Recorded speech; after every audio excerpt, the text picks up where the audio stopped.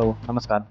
उत्तर नगर दिल्ली में हिंसा का रियलिटी बेस्ड फैक्ट मैं आपको बताऊँगा। क्या घटना थी, हिंसा के बाद क्या हुआ, पुलिस की कार्रवाई, केस में लगी धाराएँ, बुलडोज़र कार्रवाई, राजनीतिक प्रतिक्रिया, इलाके की वर्तमान स्थिति, इन सभी बातों के बारे में मैं आपको बताऊँगा और भी रियल बेस पर, कोई लांग लपेट या झूठ नहीं। तो रियलिटी जानने के लिए बने रहे हमारे साथ। चलिए देखते हैं एक-एक करके। उत्तम नगर में उसका डेट था क्या 4 मार्च होली का दिन और जगह थी जीजे कॉलोनी हत्तर इलाका उत्तम नगर दक्षिण पश्चिम दिल्ली। ये दो परिवारों के बीच में पुराना विवाद बताया जाता है और जिसमें क्या है कचरा पार्किंग गली आदि से रिलेटेड पहले से रंजिश थी।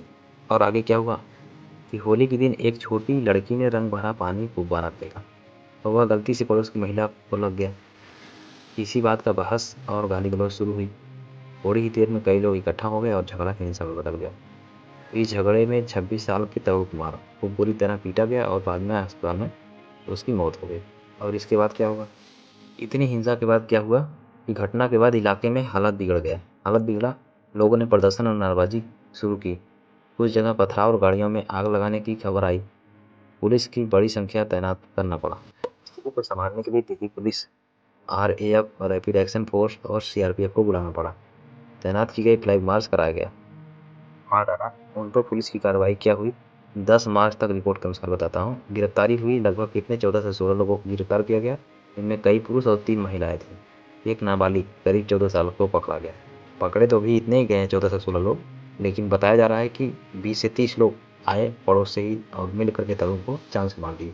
कई रिपोर्ट्स में जिन नामों का जिक्र आया है, मुश्ताक, कमरुद्दीन, निजामुद्दीन, इमरान उर्फ बंटी, सायरा, सलमा, शरीफ, ये मुख्य नाम सामने आए। कैसी धाराएं लगाई गई वो देखिए। पुलिस ने FIR में गंभीर धाराएं लगाई जिसमें मर्डर, हत्या, दंगा, हिंसा से जुड़ी धाराएं और SC/ST एक्ट, क्योंकि तरुण जो है अनुसूचित जाति का लड़का था, इससे उन पर SC/ST एक्ट जोड़ा गया क्योंकि मृतक परिवार अनुसूचित जाति के से बिलोंग करते हैं। उसके बाद बुलडोजर कार्रवाई 8 से 9 मार्च के आसपास म्युनिसिपल कॉर्पोरेशन ऑफ दिल्ली ने आरोपी पक्ष के पूरे घर के अवैध हिस्से को तोड़ा। यहाँ पर ध्यान दीजिएगा, बहुत लोग हल्ला गुल्ला शोरगुल मचा रहे हैं कि पूरा घर तोड़ा गया। नहीं, जो अवैध हिस्से थे जो रोड की तरफ निकले थे दोनों तरफ, वो सरकार की ज़मीन होती है और वही अवैध हिस्से को गवर्नमेंट ने गुस्से में तोड़ा है, जबकि वो उसका खुद ही था। अभी तक उसका पूरा घर तोड़ा नहीं गया। जो लोग अफवाह उड़ा रहे हैं कि घर पूरा तोड़ा गया, नहीं, जो अवैध हिस्से था वही को तोड़ा गया। स्थानीय लोगों ने इसे बुलडोजर एक्शन या जो भी मॉडल बताया। ये तो गवर्नमेंट का अधिकार है, वो जब चाहे जब तोड़ सकता है। लेकिन बाद में जब घर को बुलडोजर से तोड़ा जा रहा था, यानी उसका अवैध हिस्सा जो था उसको तोड़ा जा रहा था, तो आरोपी की मां ने दिल्ली हाई कोर्ट में याचिका डाली और फिर उसके बाद कोर्ट ने अगली सुनवाई तक तोड़ फोड़ रोकने का आदेश दिया, यानी निर्देश दिया कि तोड़ फोड़ अब नहीं होगा जब तक अगली सुनवाई नहीं हो जाती। तब तक के लिए सब कुछ रोक दिया गया, तोड़ फोड़ नहीं होगा।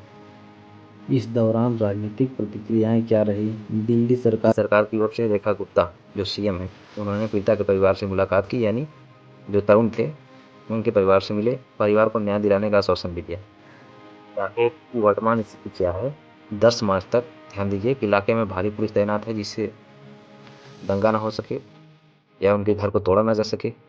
फ्लैग मार्च जारी किया गया, फिर हालात नियंत्रण में लेकिन संवेदनशील बताए जा रहे हैं और सोशल मीडिया पर भी ये मामला बहुत वायरल हुआ है। कुछ जगह इसे सांप्रदायिक रंग देने की कोशिश की जा रही है, जैसे हिंदू मुस्लिम।